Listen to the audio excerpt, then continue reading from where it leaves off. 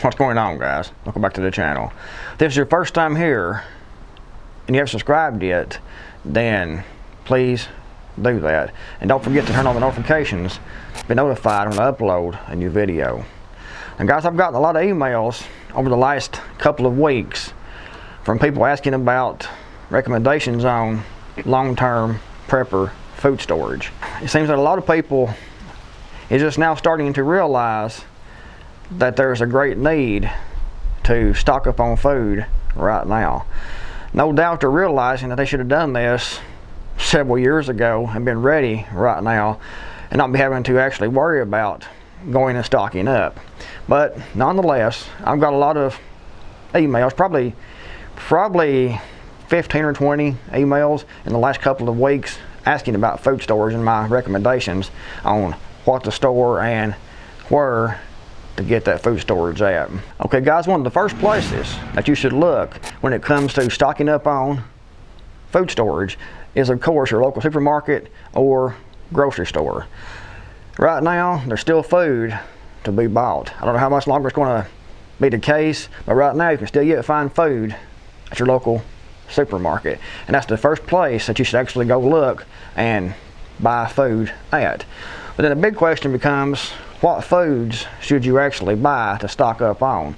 The first thing you should look at, guys, is store-bought canned foods. Canned foods have a pretty much an indefinite shelf life as long as the cans aren't dented or rusted through or aren't like bulging out. As long as the can looks good, you open the can up and the food looks good inside the can, the food smells good, then it's good to eat. All the canned food have a best buy date or a best used date, and that simply means that the food in that can is guaranteed to have the listed nutritional value up until that date. It doesn't mean that it's not edible. It doesn't mean that it's not going to have any nutritional value. It just means that it's guaranteed up to that point to have what is listed on the can. So guys, the first place you should look is store-bought canned foods. Canned vegetables, canned fruits, canned meats. Canned meats are important because meat is difficult to store yourself, and it's easier to buy that already in cans, and it stores much better, a lot longer without refrigeration. So canned meats, canned fruits, canned vegetables. Personally, I like to stock up on a lot of canned foods that are meals within themselves, like soups, beef stews, chicken noodle soup, and things like that, that can be a meal within itself. The great thing about canned foods, like I said, you can find them at the grocery store. They have a long shelf life, they taste good, have good nutritional value for the most part, but also they are pre-packaged with their own water source, which means you don't have to have any extra water to add to those foods to cook. Simply put those foods on the stove in a pot outside over open fire, heat that up, and you're good to go.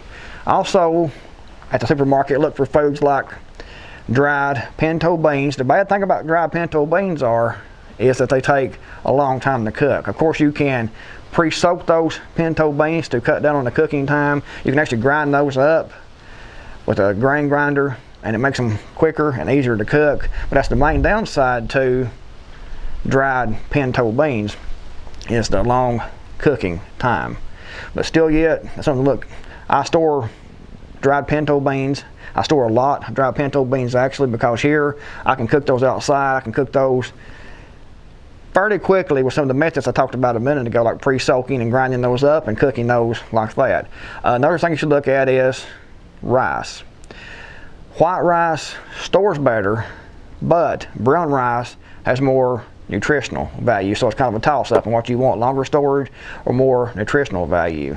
Looking at things like cooking oils, things like peanut butter, different foods that has a long shelf life. It offers good nutrition, and you need to make sure that what you're buying will offer some fat and some caloric intake when you eat that food, because you're going to be under a lot of stress, you're going to be working a lot, and look at foods that will provide you with the most energy and the most benefit for your dollar.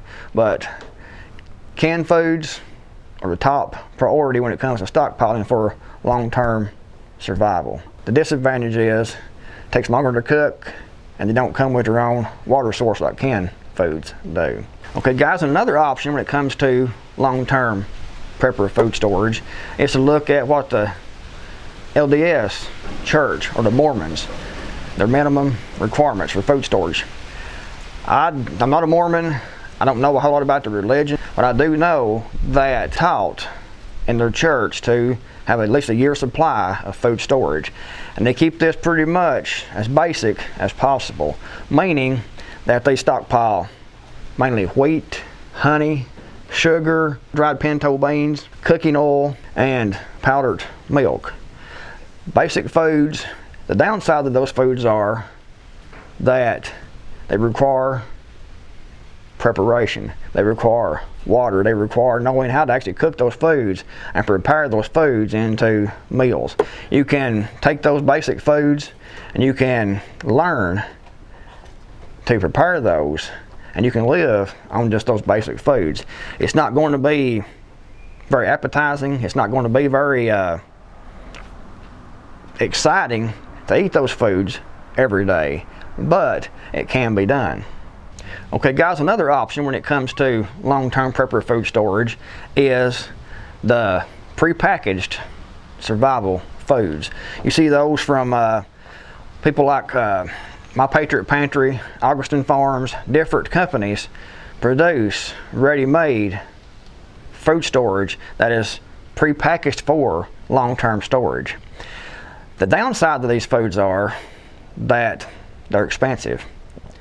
A lot of times they will have a year's supply of food, and the caloric intake and fats of those foods is extremely low, meaning that you have to supplement that year's supply with other foods.